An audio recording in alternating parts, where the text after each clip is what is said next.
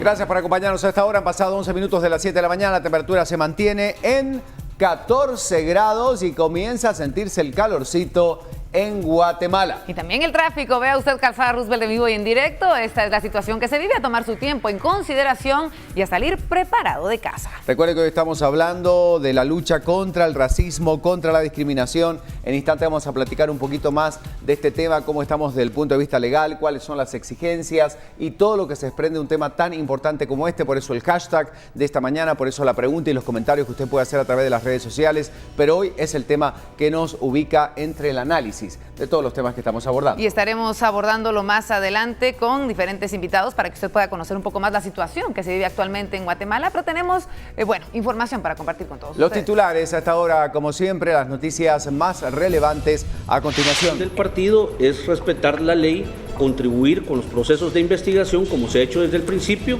y esperar que se culmine con la investigación para que se deduzcan las responsabilidades del caso si en algún momento se incurrió en algún error o algún delito electoral. Partido Fuerza asegura que está a favor de la investigación por designación de un diputado de manera fraudulenta. Toda vez que es representante de una empresa y ha sido beneficiado con la adjudicación por concurso y compra directa desde el 2013 con 4.006.549.9. Ministerio Público solicita antejuicio del diputado Mario Velázquez de la bancada Creo por ser contratista del Estado. Además, en otros temas, para esta semana se tiene contemplado que la ministra de Salud y también el responsable del área de comunicaciones lleguen al Congreso para ser interpelados. Más noticias, y es que extorsionistas ponen en práctica el cobro del bono de verano en contra de pilotos de buses urbanos y extraurbanos. Hablamos del mundo. Por lluvias, cientos de familias continúan atrapadas en Perú. Hasta el momento van más de 90 víctimas como consecuencia de este fenómeno. Europa pide a Brasil obrar para recuperar la confianza de los mercados de los productos cárnicos. Son algunos de los temas que tenemos esta mañana, por supuesto, y estamos analizando y desarrollando. Recordamos la pregunta entonces para que usted se pueda pronunciar en instantes la entrevista hablando del tema del día. Adelante, Pedro, te escuchamos. Gracias, compañeros. Así es, le recordamos entonces la pregunta del día y también veremos a continuación si tenemos ya algunos valores para que usted sepa entonces pues más o menos cuál es la forma de pensar de los demás televidentes. La ponemos ya en pantalla y la recordamos. ¿Considera que se trabaja positivamente para erradicar la discriminación y el racismo en el país? ¿Sí o no? Y bueno, ya tenemos entonces pues algunos resultados. 88% de los televidentes piensan que no y 12% piensan que sí. Recuerda que también usted puede hacer uso del hashtag en Twitter y si no le alcanzan los 140 caracteres lo puede hacer también en nuestro Facebook, donde a propósito pues hay ya bastantes comentarios. Léalos también para ver pues cuál es entonces el sentido de los demás televidentes y bueno, tal vez por formar alguna opinión o tal vez usted tenga la misma opinión que alguien más. Recuerda entonces la pregunta, las redes sociales disponibles para usted, compañeros.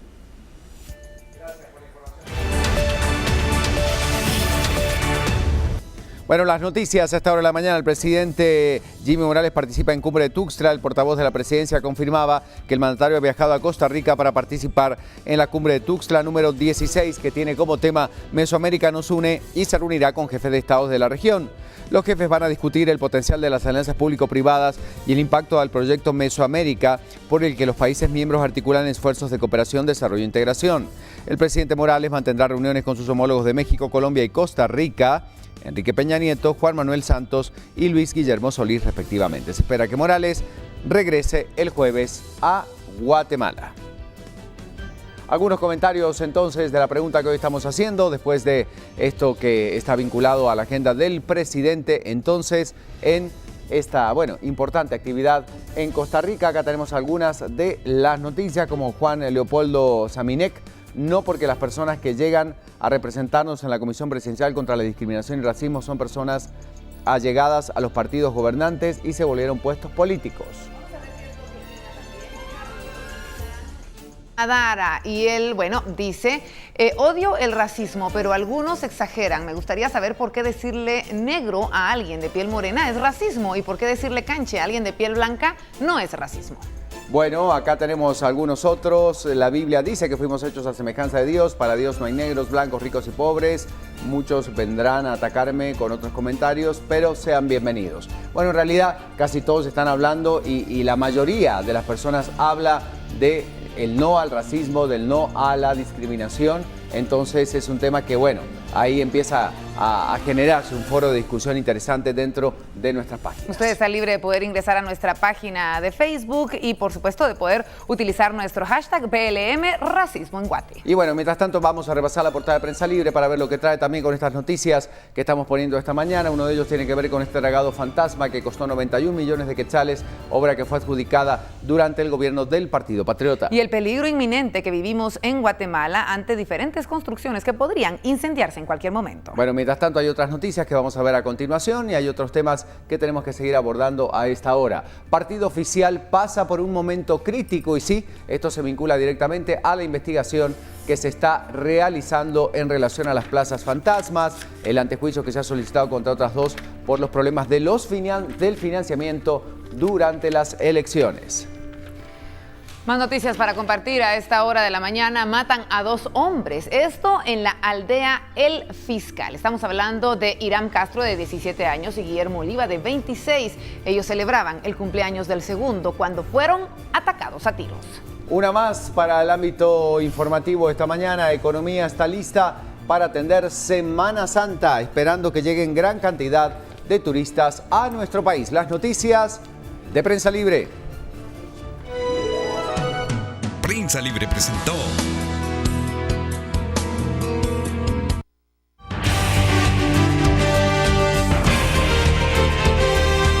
Autoridades del Ministerio Público se encuentran a la espera de que el magistrador del Tribunal Supremo Electoral, el magistrado concretamente, pueda darle resolución al tema del financiamiento electoral del partido FCN Nación. Según el ente investigador, ya existen causas de investigación debido al supuesto financiamiento ilícito de la agrupación política. La Fiscalía de Delitos Electorales espera que el Pleno de Magistrados del Tribunal Supremo Electoral resuelva sobre el supuesto financiamiento ilícito del partido FCN Nación durante la campaña de 2015. Sí consideramos necesario establecer cuál va a ser la resolución que va a emitir el Pleno de Magistrados en el momento que ellos conozcan sobre esa presentación de la papelería del Tribunal Supremo Electoral. Lo que nosotros hemos establecido hasta el momento es precisamente de que hubieron una serie de incumplimientos, pero sin embargo sí consideramos necesario esperar esa resolución. Mientras, las investigaciones avanzan en la Fiscalía de Delitos Electorales, que de hecho tomó la declaración de la contadora del partido oficial, quien habría desaparecido con la información contable de la agrupación. El órgano electoral requirió la investigación del Ministerio Público ante el incumplimiento del partido de gobierno de presentar los estados financieros de la contienda electoral. Y antes de que finalice la presente semana, se tiene contemplado que la ministra de Salud y también el ministro de Comunicaciones sean interpelados. Pese a ello, algunos diputados se encuentran en contra de estos juicios políticos y el presidente Jimmy Morales, por ejemplo, por su parte, a través de su vocero ratificó su apoyo y confianza a quienes ha delegado las carteras ministeriales que se encuentran en este momento en cuestión. La ministra de Salud, Lucrecia Hernández, será la primera en ser interpelada. Su juicio político se programó para este jueves a las 10 de la mañana. Sin embargo, el indagatorio podría suspenderse por la presión y la inconformidad de algunos diputados que están en contra de este proceso solicitado por la Comisión de Salud. Los diputados Adín Maldonado y Manuel Giordano del oficialismo escribieron en Twitter que no están a favor de la interpelación.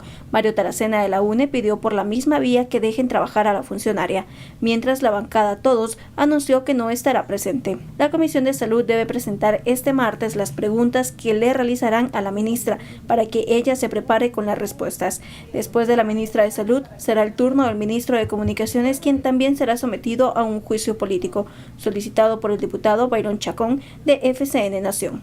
Esta solicitud llama la atención porque el congresista nunca ha citado al ministro ni tampoco ha requerido información al funcionario. No deja de preocuparme, obviamente, pero todos están en su derecho de saber qué está haciendo uno y pues con mucho gusto voy a venir. No, ninguna.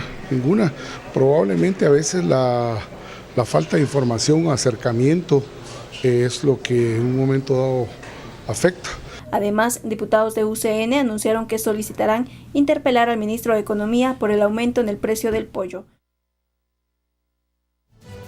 Mientras tanto, los 21 centros penitenciarios del país se encuentran en constantes vigilancias para que los aproximadamente cerca de 30.000 reos que guardan prisión no se organicen y ejecuten hechos violentos en contra de los guardias penitenciarios. Para ello es que se decidió doblar la seguridad y así poder evitar hechos armados en estos mismos lugares. El sistema penitenciario mantiene extremas medidas de seguridad ante posibles ataques armados. Los guardias han reforzado su sistema de seguridad interno. El fin de semana el Ministerio de Gobernación recibió información sobre algunos ataques que los reos planifican, ataques en los traslados que se efectúan todos los días a la torre de tribunales. En el ingreso de la torre de tribunales a los guardias se les pudo observar con su equipo especial. Los guardias del sistema penitenciario manejan todo un sistema de vigilancia que trabajan conjuntamente con guardias del organismo judicial. Cada reo es revisado para evitar que ingresen armas de fuego y droga a las carceletas. Estos días se reforzó la seguridad en el interior de los penales de todo el país. Con la información a esta hora de la mañana, porque el cobro de extorsiones a pilotos de buses urbanos continúa. La Procuraduría de los Derechos Humanos ha señalado que la nueva modalidad es el cobro del denominado bono de verano. Por ello, las autoridades de esta institución han señalado que es necesario el bloqueo de la señal de los teléfonos celulares en las cárceles para poder evitar este tipo de hechos delictivos. Nuevos ataques podrían realizarse esta semana por parte de pandillas, explica el defensor del usuario de transporte público de la Procuraduría de los Derechos Humanos, Edgar Guerra, debido a que piden la extorsión denominada bono de verano o bono de Semana Santa. Detalla que el movimiento carcelario de jefes de pandilla fue un golpe a la organización criminal, pero las extorsiones continúan. Informó que una medida a corto plazo es el bloqueo de la señal de las telefonías. A mediano y largo plazo es la prevención del delito. En lo que va del año, 45 fallecidos ha dejado los ataques por extorsión. Bueno, Edgar Guerra es el defensor del usuario del transporte de la PDH. Edgar, buen día. Esta situación tan compleja que vuelve a darse cuando no se da en una época, se da en otra, pero al final termina siendo una constante que remarca la inseguridad. Ahorita los extorsionistas exigiendo el llamado bono de verano a los pilotos y esto parece que es un cuento de nunca acabar, ¿eh? Buenos días, Ricardo, gracias por la entrevista. Pues realmente esto se ha convertido en una situación ya calamitosa para no solo para los transportistas, para pilotos obviamente, y para los usuarios, que recordemos que luego de un ataque por el tema de extorsiones, utilizando sicarios, pues se da también la paralización del servicio de transporte público, que tenía un costo mucho mayor aún, inclusive para los guatemaltecos en el tema de la situación que tienen que enfrentar con pagar más por servicios alternativos. En algunos de los casos, esos servicios han sido mucho más caros, mucho menos eficientes y de una situación, digamos, de menor calidad, que ha dado con, digamos, algún tipo de situación incómoda para los usuarios, que tienen que soportar incluso malos tratos por parte de algunos pilotos y ayudantes, que cada vez es menor la calidad de estos en el sentido de el trato, menos capacitación en ese sentido. Se ha visto también que también ha habido incrementos en las tarifas justificando las extorsiones. Una situación también complicadísima para los pilotos, que cada vez han ido perdiendo esa relación laboral y no se le ha entrado realmente a las cosas orales. Aquí estamos hablando simplemente de maquillaje que le han hecho los diferentes gobiernos de turno, no le han entrado a la reforma o reestructuración del sistema penitenciario, que eso es básico, que se supone que de ahí viene mucha de la coordinación de las extorsiones.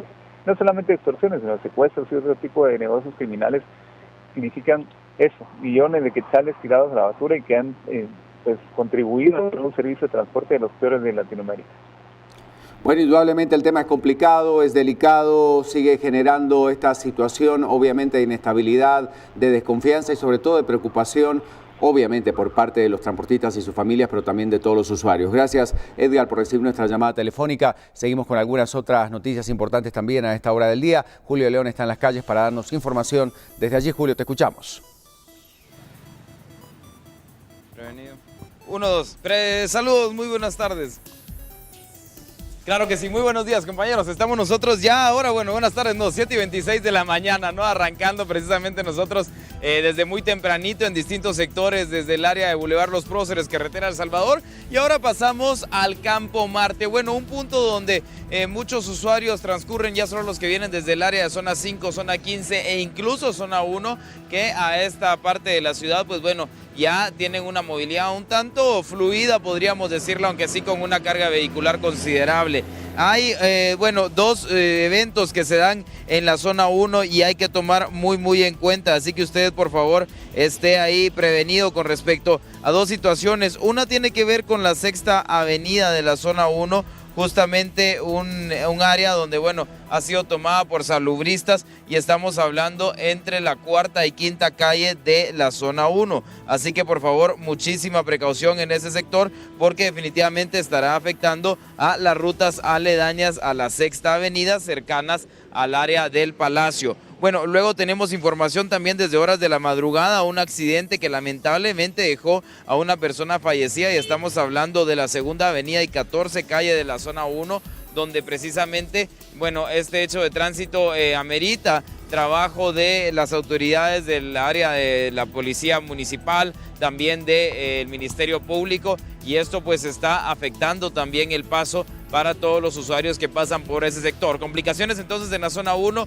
en su salida hacia la zona 5 también, si es que estamos hablando desde la 10ª y 12 Avenida, ambas rutas pues ya con un cierto congestionamiento para salir hacia el sector de, bueno, hacia el sector central de la ciudad. Esta es la información que tenemos para ustedes. Como pueden ver, les repito, imágenes desde el Campo Marte a esta hora de la mañana, acercándonos a las 7:30, ingresos a la ciudad aún se ven un poco obstaculizados por la cantidad de vehículos, pero fuera de eso no hay ningún hecho de tránsito mayor que esté afectando otros ingresos a la ciudad como carretera El Salvador, bueno, calzada Aguilar Batres o inclusive la ruta interamericana, que es así, presenta una larga cola de vehículos desde el kilómetro 18 a esta hora de la mañana, así que también mucha precaución. La temperatura empieza a subir un poco, como pueden ver, el sol ya se hace presente y el verano se empieza a sentir ahora un poquito más desde temprano, así que bueno, es lo que tenemos para ustedes desde las calles. Vamos de vuelta al estudio y más adelante tendremos información de cómo se está dando la situación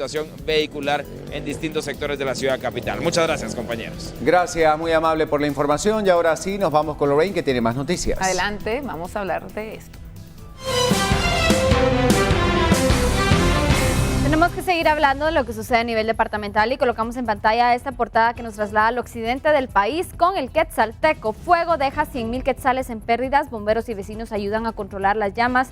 Una vela es la que habría originado este incendio. Liberan paso de camiones, vecinos de Palajunoj mantienen diálogo con empresas, despiden a jóvenes víctimas de accidente en motocicleta, son inhumados en Campo Santo de Olintepeque. Noticias de Guatemala y el mundo que puede encontrar en el Quetzalteco. Y luego de la captura de la exdiputada Emilene Mazariegos, el exalcalde de Chicamán y otras personas por el delito de malversación de aproximadamente 16 millones de quetzales, los vecinos se mantienen ajenos a este tema. En una visita al municipio de Chicamán, a 105 kilómetros de Santa Cruz del Quiché, muy pocos habitantes quieren hablar y otros se sienten indignados por este caso de corrupción.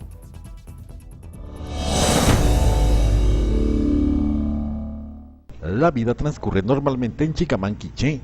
Esto tras la detención del exalcalde Candelario Gamarro, dos de sus hermanos y un sobrino, que es actualmente concejal cuarto de la corporación municipal, acusados de actos de corrupción en 5 proyectos donde supuestamente se invirtieron más de 16 millones de quetzales. Al consultar a los vecinos, la mayoría evita hablar del tema. Yo en eso no tengo ningún conocimiento de cómo funcionaron, cómo están. Mire, realmente yo sí no le podría dar información.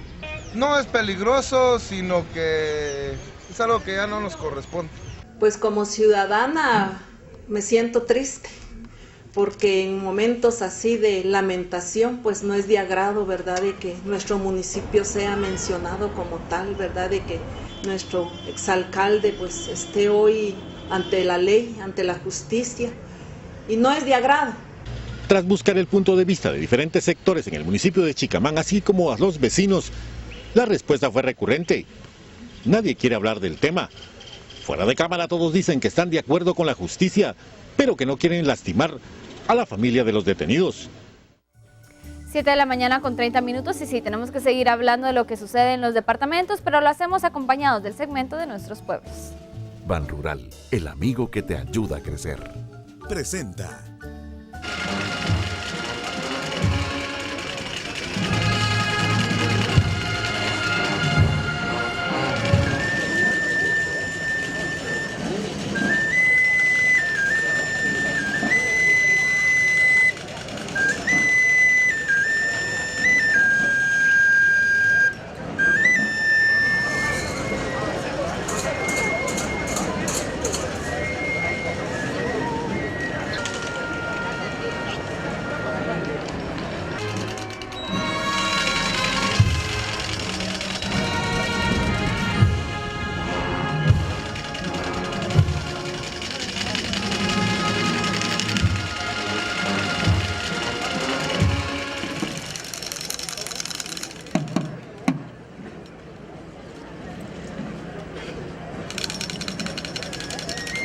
Ban Rural, el amigo que te ayuda a crecer.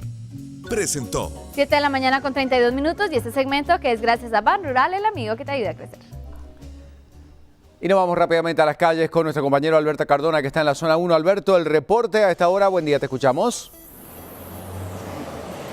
Gracias, Ricardo. De nuevo, muy buenos días. Pues nos hemos trasladado hacia el sector de la Sexta Avenida, donde varias llamadas de emergencia ingresaron al teléfono 110 de la Policía Nacional Civil, informando que en este sector de la zona 1 pues estaba registrando un enfrentamiento entre estudiantes de institutos públicos que se estaban enfrentando con algunos palos y también con algunas cadenas. Acá en este sector donde nos encontramos ubicados, hace pocos momentos pues se trasladaron varios efectivos de la Policía Nacional Civil, ya que tenían la información clara que en este sector de la Sexta Avenida habían corrido por lo menos unos 20 jóvenes para esconderse de las fuerzas de seguridad luego de este enfrentamiento que se registró, según la información que nos han brindado, en la Cuarta Calle, acá en la zona 1, donde estudiantes, por lo menos unos 30 jóvenes, se enfrentaban entre sí con palos, piedras y también con algunas cadenas. Nuevamente, la molestia de los vecinos de acá del centro histórico se resalta, porque están comentando que nuevamente se están enfrentando estos jóvenes de los distintos institutos públicos en este sector. Como repito, hace pocos momentos se ha generado un enfrentamiento entre estudiantes de algunos institutos. Las fuerzas de seguridad, pues a algunos jóvenes que pudieron observar con algunas mochilas, lo revisaron, les pidieron algún tipo de documento de identificación.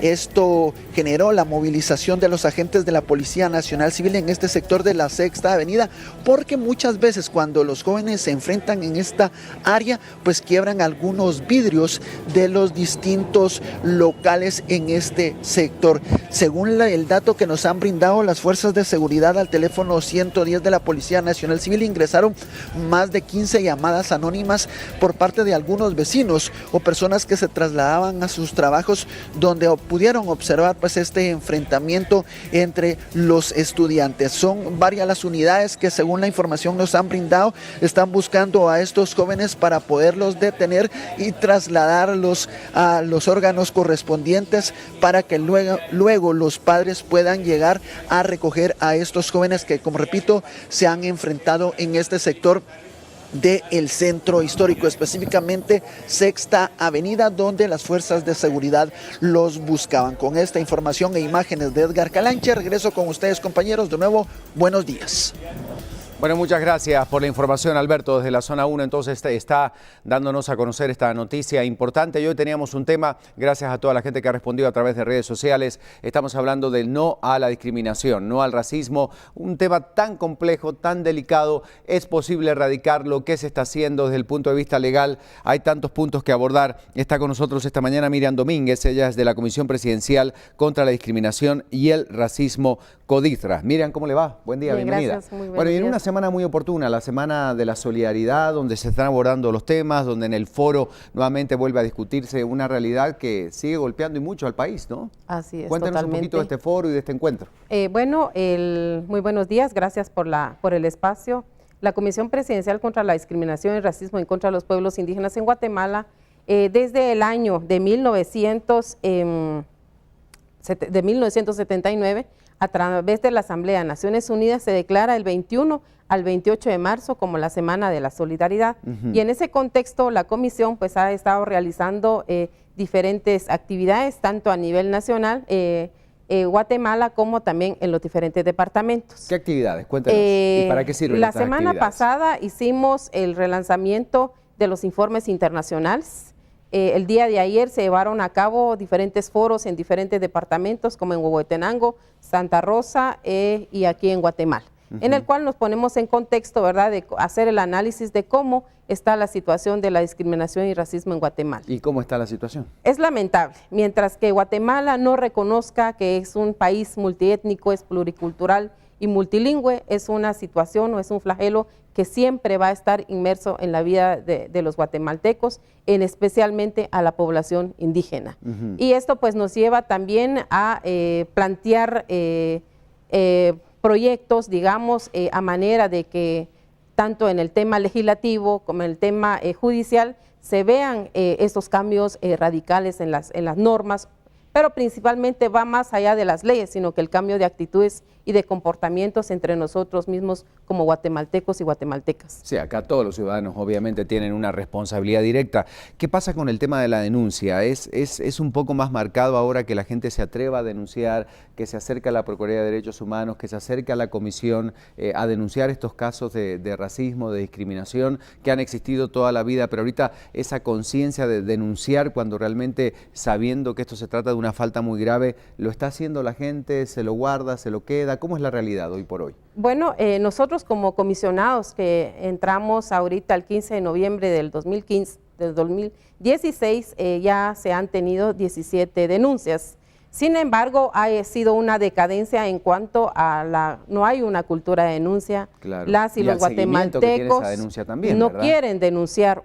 El tema de la discriminación y el racismo, solamente tenemos la discriminación tipificada en el artículo 102 bis del Código Penal, ¿verdad? Y este artículo pues se interpreta y la denuncia se debe de presentar ante el Ministerio Público. La Comisión Presidencial, dentro de su mandato, es asesorar y acompañar a todas las instituciones públicas y privadas para visibilizar el racismo y la discriminación. ¿Qué tanto poder tiene esta comisión, Miriam? Porque cuando nos preguntamos, es una comisión importante, estamos hablando de un tema súper delicado de los grupos vulnerables, donde está obviamente el sector indígena, pero hablamos de mujeres y de muchos otros tipos de casos de discriminación que se hacen en el país. ¿Qué tan empoderada está esta comisión para poder actuar?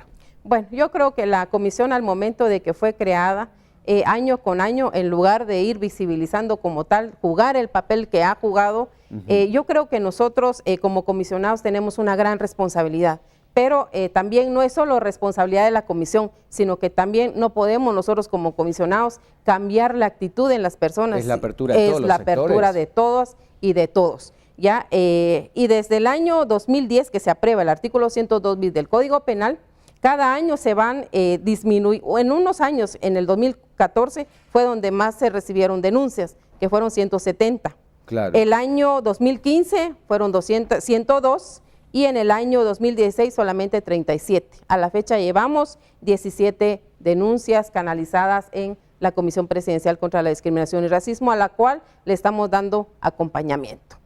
Sí, la comisión, a través de estos espacios, es acá donde nosotros podemos promover este tema. Podemos hablar sobre lo que es la discriminación, sobre lo que es el racismo. El racismo en Guatemala existe, sin embargo, no tenemos una norma clara y específica que reconozca el racismo como tal. Ahí está el tema de la discusión en el Congreso y usted sabrá toda la discusión generada en relación a la reforma constitucional y todo lo vinculado al derecho indígena, ¿verdad? Pues más que visible no puede estar el racismo enraizado en nuestra población, pero nosotros hacemos un llamado, ¿verdad? Y este es el momento oportuno, hacernos solidarios, ya que estamos en una semana de solidaridad, de cómo también entrar de acuerdo a las necesidades de los pueblos indígenas. Usted lo hablaba muy bien, el tema de las reformas constitucionales, el sistema jurídico de los pueblos siempre existe, siempre ha existido y siempre existirá, con reformas o sin reformas. Las autoridades tienen un reconocimiento desde las comunidades y esa es la forma de regir, esa es la forma de cómo se resuelven la problemática en las diferentes comunidades, pero también vemos cómo se ha tergiversado, cómo también se ha tergiversado y cómo se han violentado en algún momento dado los derechos de los pueblos indígenas. Entonces, las reformas pues tendrían que ir, pero sin embargo ahí es donde vemos inmerso ese racismo y esa discriminación. Miriam, ¿qué pasa con el tema educativo? Porque al final, si desde niños se explicara, se compartiera la diversidad que hay en Guatemala, la multiculturalidad y todo lo que implica realmente vivir en un país tan rico y tan diverso como este, ¿no comenzaría a revertirse si desde el inicio del sistema educativo, de las primeras enseñanzas, ya todos empezaran a entender cómo es realmente la realidad desde otra óptica? Pues precisamente fue parte de la discusión que se tuvo ayer en los diferentes foros, abordar sobre lo que es la discriminación, el papel fundamental que debe jugar papá y mamá dentro del hogar. De su niño, claro. Uno, la educación viene del hogar, aparte la educación ya en el sistema educativo, ¿verdad? Ajá. Pero desde casa se tiene que hablar de esa convivencia, el hacer verle a los niños, a las niñas, que Guatemala es diverso. Guatemala está conformada por 4 pueblos, está conformado, tiene 22 idiomas mayas, ¿verdad? Entonces, desde la familia, desde los hogares se debe de abordar esta temática, ¿verdad? No ver a los niños, a las niñas indígenas, que son las que tienen mayor identidad que el hombre, ¿verdad? ¿Por qué? Porque tiene un traje. Por su traje, claro. Exactamente. Entonces, desde ese contexto, ¿verdad? Porque también hemos tenido casos en donde en la Sexta Avenida o en la calle le preguntan a una mujer indígena, mire, ¿y usted quiere trabajar conmigo? ¿Verdad? Porque se tiene el contexto de que las mujeres indígenas solamente sirven para trabajar en los hogares, solamente sirven para trabajar en casa, ¿verdad? Pero también vemos que también desde los hogares se debe de hablar sobre que todas y todos tenemos las mismas capacidades, que todas y todos debemos de tener esos espacios, tanto el acceso a la salud, a la educación, al sistema de justicia, a todos, ¿verdad? ¿Por qué? Porque todas y todos somos guatemaltecos. Miren, ustedes como comisión tienen la libertad, la potestad para armar una campaña. Yo veo en algunos países del mundo, el mismo México, que hace campañas realmente duras, porque para entender esta realidad, es como cuando uno le llega a través de las redes sociales estos mensajes que a uno lo hacen reflexionar con alguna imagen sobre diversos temas, ¿no? Pero ustedes tienen la potestad de promover una campaña que realmente refleje lo que hoy está pasando y que realmente moviera conciencias en todos los sentidos. ¿De quién depende eso? Bueno, sí es parte del mandato de la comisión, esto lo vamos a hacer en conjunto con las diferentes instituciones e incluso con ustedes como medios de comunicación, por supuesto, ya que ustedes juegan un papel fundamental también para poder llegar hacia las comunidades, llegar hacia a los rincones donde quizá no nos miran, pero sí nos escuchan, ¿verdad? Porque tal vez no hay accesibilidad a un televisor, ¿verdad? Pero yo creo que sí lo podemos hacer, claro que es competencia de la comisión y estaremos en eso trabajando. Ya en años anteriores se han trabajado campañas también e incluso es de reconocer el apoyo que se ha tenido por parte de Guatevisión para promover el video que se llama Cleopatra, si no estoy mal, ¿verdad? Que abarca sobre el tema de la discriminación y el racismo. Esto se hizo en conjunto con México, si no estoy mal, ¿verdad? Entonces, y esto es un avance que nosotros estamos viendo a manera de poder ir posicionando el tema de discriminación y racismo, uno. Y por el otro también incentivar a todas las personas a quienes sean víctimas de discriminación y racismo, deben de denunciarlo. Tenemos que crear esa cultura de denuncia. Porque ese es otro tema. ¿Y qué denunciar? Porque ¿qué es para que la gente lo pueda entender? ¿Cuándo es oportuno hacer la denuncia? ¿Qué se considera una denuncia? Por eso leíamos algunos comentarios que nos llegaban a través de las redes. ¿Cuándo es oportuno? ¿Cuándo el hecho realmente es denunciable? Para que la gente lo pueda comprender. Miriam. Perfecto. Bueno, la denuncia específicamente la tiene que hacerse a través del Ministerio Público, con el acompañamiento de la Comisión Presidencial contra la Discriminación y Racismo. ¿Cuándo y cómo debemos denunciar? Es ahí donde nosotras y nosotros nos quedamos así con mucha preocupación.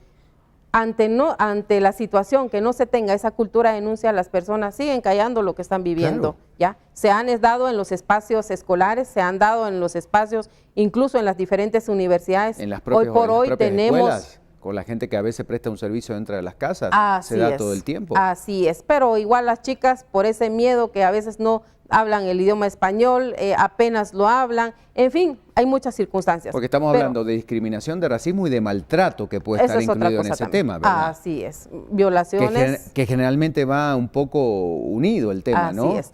Bueno, pero ¿cómo y cuándo podemos denunciar? Que es un tema que yo quisiera dejar bien claro.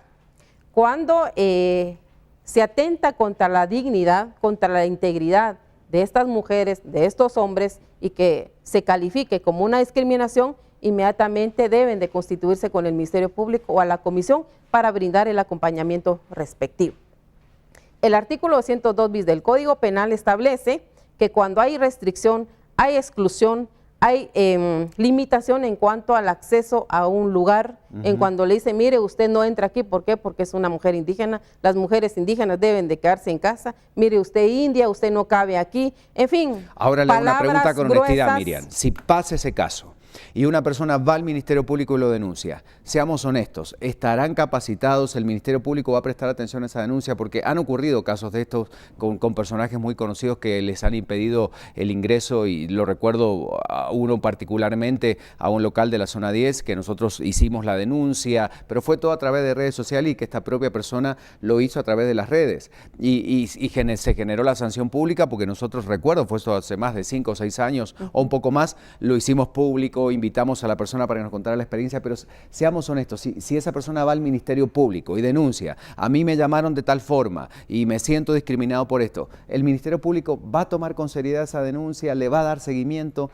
¿Qué piensa usted al respecto? Bueno, según la experiencia que nosotros tenemos hoy por el Ministerio Público, ya nosotros como comisionados hemos creado una mesa de coordinación, precisamente trabajando con ellos, precisamente ante esa preocupación, porque no queremos dar falsas expectativas y tampoco queremos dar falacias. Si la comisión existe es porque tiene un deber, tiene una obligación, a la cual nosotros también hemos hablado con la señora fiscal para fortalecer el equipo que tiene el Ministerio Público, que es hoy por hoy se está conociendo a través de la Fiscalía de Derechos Humanos. También está por proyectarse también la Secretaría de Pueblos Indígenas dentro del Ministerio Público. Y esto yo creo que viene a fortalecer la atención, ¿verdad? Siempre vamos a tener debilidad, eso no lo podemos ocultar, pero es parte del trabajo que nos para cambiar las cosas. Así es parte de lo que nosotros como comisionados tenemos que hacer, y ya empezamos a trabajar, ya nos reunimos con el secretario de Política Criminal, con el equipo de trabajo,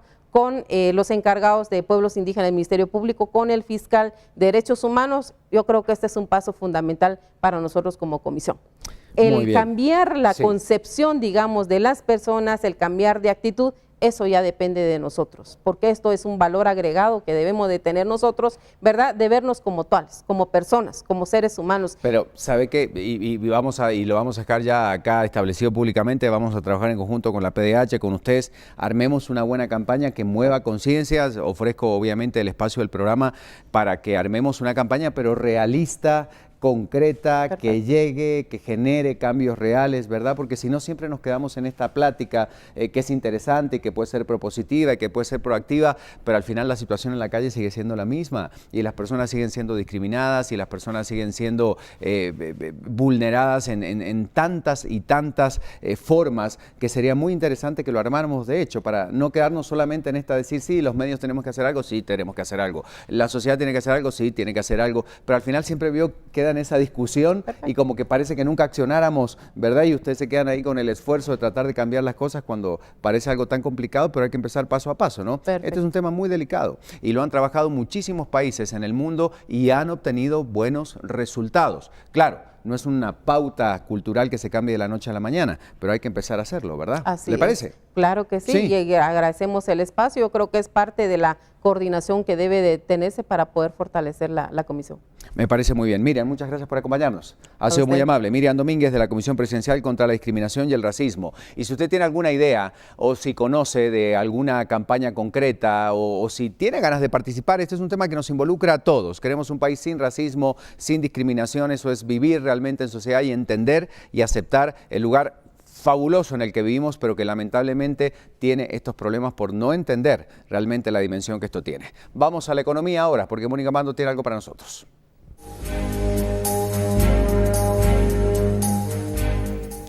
Buenos días. Esta semana se hizo efectivo el incremento de 2 quetzales en el precio de la libra del cuadril de pollo importado, la cual subió de 5 y 6 quetzales que se vendía antes a 7 y 8 quetzales en casi todos los mercados, según indicó Edgar Méndez, vicepresidente de la Gremial de Expendedores de Carnes, que asegura que el incremento obedece a que el gobierno no ha resuelto la situación del arancel del 12.5% que había anunciado en meses anteriores, el cual se esperaría quedaría en 0% con la autorización de Estados Unidos, ya que está dentro del marco del Tratado de Libre Comercio con Estados Unidos. La mayoría de mercados implementó el cambio este lunes y se esperaría que el resto lo oficialicen conforme finalicen sus existencias pasadas. Esta gremial estima que los guatemaltecos consumen 75 millones de libras de pollo en un mes. Unos 15 millones de ellos provienen de Estados Unidos. El aumento anunciado el año pasado no fue trasladado al consumidor, según Méndez. Veamos cómo están los precios de las gasolinas, la superior, la regular y el diésel por galón en autoservicio, y el tipo de cambio del dólar y el euro en 7.99 quetzales. Sígame en redes sociales, soy Mónica Obando.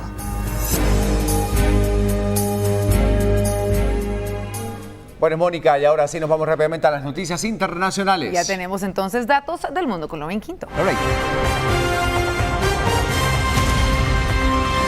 Tenemos que seguir hablando de lo que sucede en el mundo. Colocamos en pantalla entonces esta portada que nos traslada a los Estados Unidos con The New York Times para conocer sus titulares esta mañana. El riesgo de hambruna se extiende más allá de Somalia, es lo que nos indican. El Senado cuestionará al hijo del presidente sobre las conversaciones con Rusia. Entre otros titulares, cifra sombría en Mosul refleja nueva urgencia en la lucha contra ISIS.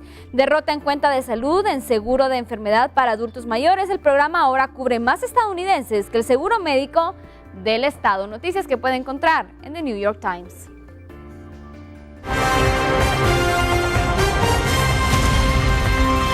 Estados Unidos lideró el lunes un grupo de países, entre ellos Reino Unido y Francia, que se oponen a un tratado de la ONU para prohibir armas nucleares. Todos los detalles a continuación. Estados Unidos lideró el lunes un grupo de países que se oponen a un tratado de la ONU para prohibir armas nucleares, por no tener en cuenta el actual panorama de crisis mundiales. Verán que casi 40 naciones no participarán en la Asamblea General hoy, y esos 40 países están diciendo que en este momento nos encantaría tener una prohibición de armas nucleares. Pero en este día y en este tiempo, nosotros no podemos decir que podemos proteger a nuestra gente, permitiendo a los malos tenerlas y a quienes son buenos tratando de mantener la paz y la seguridad no tenerlas. Entre los países que se oponen también están Reino Unido, Israel, Francia, Rusia y Japón.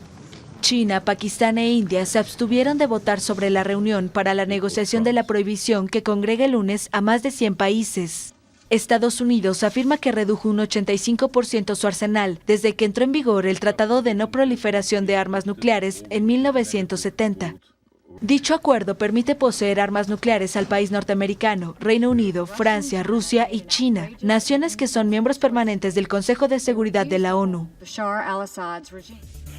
El Tribunal Supremo de Justicia venezolano mostró su apoyo al gobierno de Venezuela al condenar enérgicamente la intención de suspender a la OEA al país petrolero si no realizan elecciones generales.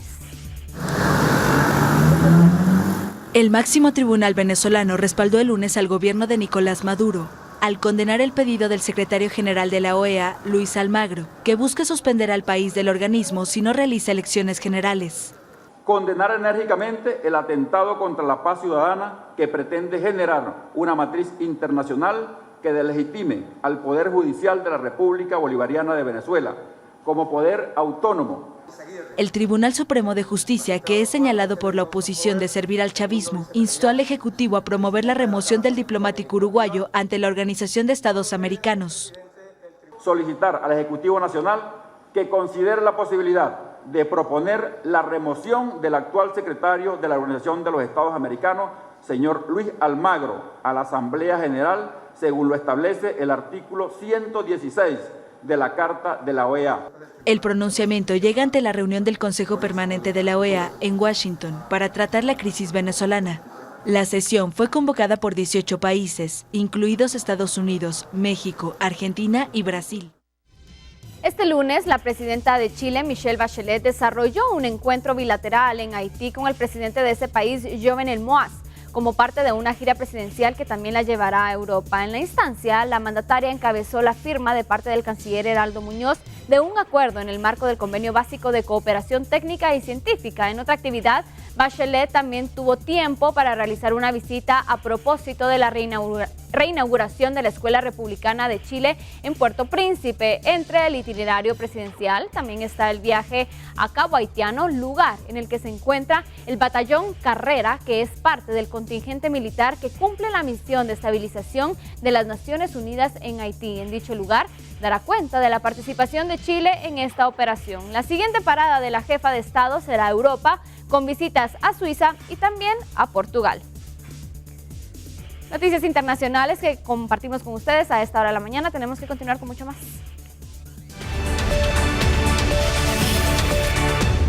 De la mañana con 56 minutos, rápidamente tenemos noticias. De última hora nos trasladamos hasta la zona 18, específicamente a la colonia El Limón, porque la Policía Nacional Civil detuvo a un adolescente de 16 años sorprendido cuando espiaba a agentes de la Policía Nacional Civil. Esto, como les repito, en la colonia El Limón, en la zona 18, lo que él hacía era espiar para luego informar a otros pandilleros de cuál sería el actuar policial en los siguientes minutos. Le han incautado un celular y también municiones para fusil. 7 de la mañana con 57 minutos. Esa es la información que tenemos, que acaba de llegar a nuestra sala de redacción. Tenemos que continuar con más información y hablamos de los deportes. Pedro Chandiano, vamos contigo. Muchas gracias, Vero. Hoy continúa la emoción de la eliminatoria rumbo a la Copa del Mundo de Fútbol de FIFA en Rusia. Y bueno, y la CONCACAF también se seguirá una intensa jornada en Trinidad y Tobago y Honduras contra Panamá. Aquí la información. Costa Rica saltará como clara favorita ante Honduras, que llega humillada tras ser goleada 6-0 frente a Estados Unidos. La Federación de Fútbol de Honduras escogió las 3 de la tarde para disputar el encuentro ante Costa Rica para tratar de sacar ventaja por el calor pronosticado arriba de los 30 grados centígrados. El colombiano Jorge Luis Pinto tiene la dura tarea de levantar el ánimo de un equipo desmoralizado porque, aparte de recibir una goleada histórica, cayó al fondo de la tabla superado por la diferencia de goles por Estados Unidos, Trinidad y Tobago, todos con 3 puntos. La selección mexicana buscará 3 puntos para seguir como líder de la hexagonal final al enfrentarse a la selección de Trinidad y Tobago. Luego de 3 jornadas en esta hexagonal, la tricolor ocupa el primer lugar con 7 puntos y con una tranquilidad que no había tenido en 2 procesos premundialistas anteriores. En Trinidad y Tobago, el Tri ganó por última vez el 8 de septiembre del 2004 con marcador de 3-1. Estados Unidos buscará demostrar este martes ante Panamá que su victoria en la hexagonal de la CONCACAF no fue un espejismo. Frente a un rival en horas bajas para el duelo, el conjunto de las barras y las estrellas llega a este encuentro eufórico tras golear en casa 6-0 a Honduras en lo que fue el regreso al banquillo del veterano seleccionador Bruce Arena. Después de 3 jornadas disputadas, México encabeza la clasificación con 7 puntos, seguido de Costa Rica con 6, Panamá 4, mientras que Estados Unidos, Trinidad y Tobago y Honduras cierran la tabla con 3 unidades. Muy bien, hasta aquí la información deportiva en este martes en Verme Noticias y vamos con más, Vero. Muchas gracias, Pedro. 7 con 59 minutos, como tú bien lo decías, tenemos una pausa comercial, pero cuando regresemos, más información, quédese con nosotros hasta las 10 en punto, acompañándonos.